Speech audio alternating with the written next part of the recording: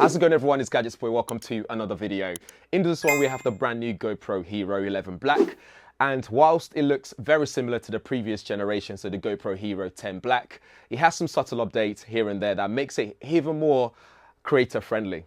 Let's take a look. Starting with the unboxing experience. Now, this packaging that you've got here is not the retail packaging, so it means you won't be getting what looks like what you've got in front of us right now. But inside of this one, you do get your GoPro Hero 11 itself, the Black Edition, and you also get your USB cable for charging it and data transfer, because there's also something up the sleeve, GoPro sleeve, when it comes to plugging it in, which we'll talk about further down the line.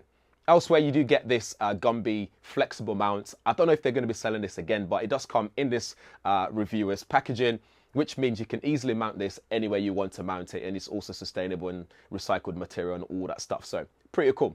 Whilst we're here, we should also compare it to the previous generation, so the GoPro Hero 10 Black. They look very similar in terms of design. You got that front screen, you got the big lens, you got the power button on the left side, you got the easy mount hidden clip on the bottom of it, you got your speaker grill, you got your record button and all that kind of stuff. Everything is very similar. So if you do see them on the shelf, the only way to differentiate them is that blue GoPro writing on the front. That's not a bad thing though, because it just means that if you have a previous mod, you'll be able to use the mod that you've been using on your GoPro Hero 10 Black, you'll be able to transfer them over to this one, which is, I think, is a good thing. And you can see I've got this microphone mod at the moment, which means I can attach all different kind of things, but it just works perfectly well on this version as well.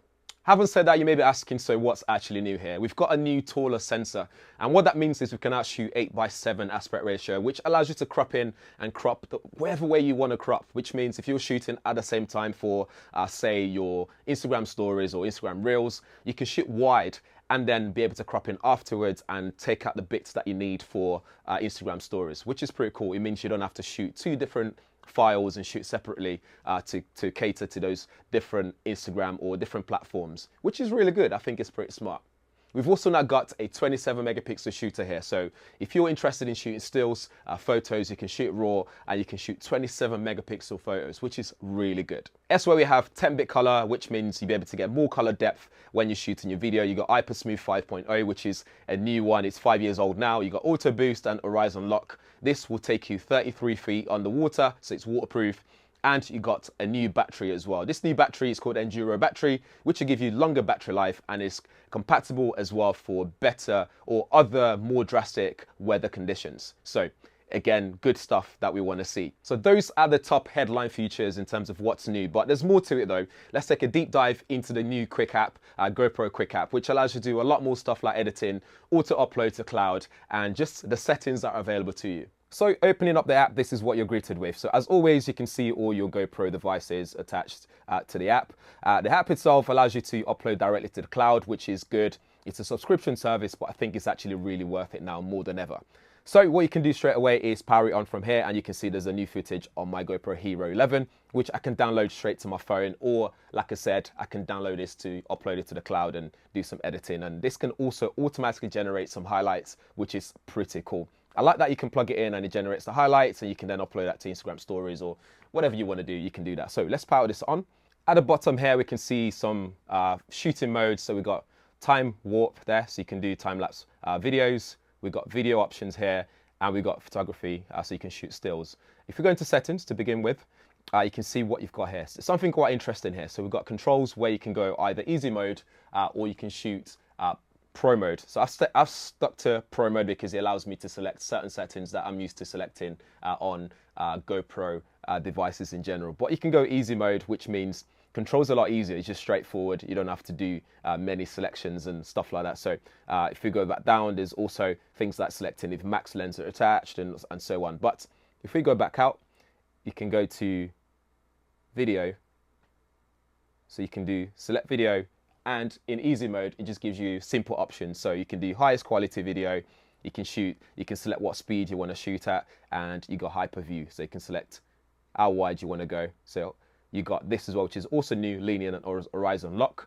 We can go back out to linear, wide, super view, and HyperView. HyperView is very good for if you want to shoot point of view videos, so shoot super wide, you can crop in later, you can do whatever you want with it. If you go to high quality here, you've got two options that's also new here. So we've got high quality videos or extended battery. So if you want your battery to last just a tad bit longer, you select extended battery mode. But for now, I'm good with the battery. So we select that, we go back out. If we go back to settings, we can then go back to Pro mode and you can see what's then available. You can see how this changes everything. So we've got video mode. Again, you can select higher quality and extended battery. So it's now in that settings there. You got different settings as well, like beep, etc., auto on and off. But if we go back out, and then now we can see that we can shoot, we can select different options here in Pro mode, which I'm used to. So in video, for example, if we select here, you've got standard, full frame, activity, cinematic, ultra slow mode. Full frame is another something that's new here, which is really good. You get really good depth with that 10-bit color and all that stuff. So if we go into settings here next to full frame, it then gives us option to select different resolutions. So you now see that 5.3 and other res that you can shoot. If you go to 5.3K, we can see what frame rate's available. We can shoot up to 60 frames per second.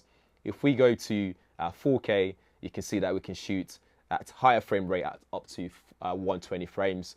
Or if you want a bit more, we can go all the way to 2.7K, and this will allow us to do, 2.7K, and this allows us to do up to 240 frames per second. So you select what you need. HyperSmooth is there, so you can turn it on and off. If we go back out, you can see that it tells you what's right there at the bottom. If you go to TimeWarp, there are some options available as well. So we've got some new quick options and settings available. For example, we can now shoot start trails, light painting, vehicle lights, time lapse, and so on, and night lapse as well. Really cool. So if you want to get really creative, those are some really cool options that you can select, and you just get on with it, and you can start shooting those things, which is, I think, is really cool. So if you go start trails, for example, we can even select how long we want it to be. We can shoot different resolutions as well, so 5.3K as well. So I love that.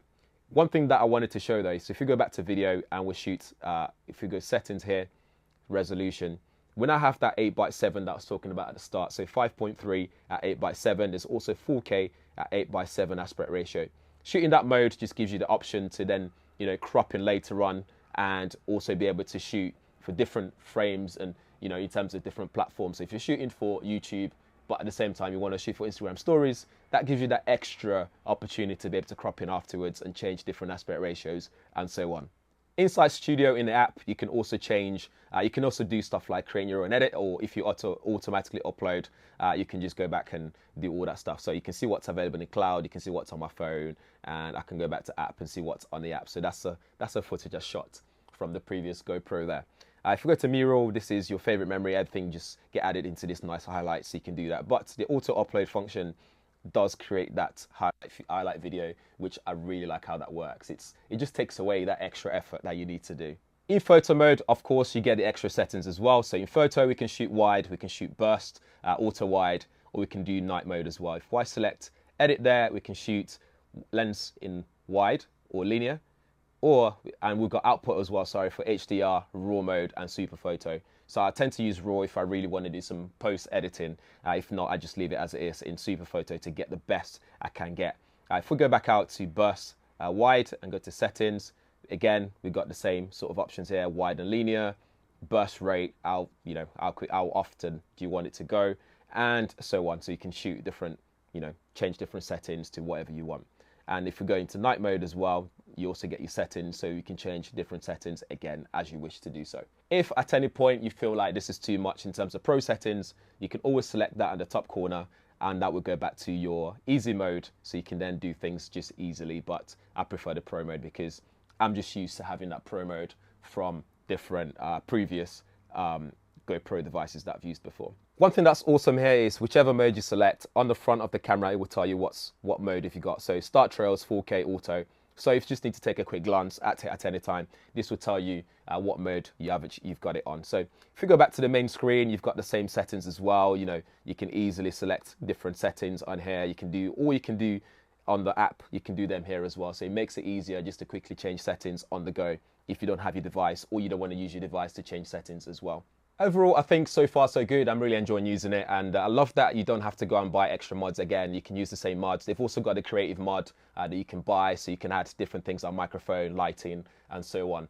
But I really like that they've done that. Battery life so far so good. It doesn't get hot like the other one did before. It still gets warm because you're shooting high res for a prolonged period of time, but not as it did before. But battery life is so good. I've shot TimeWarp.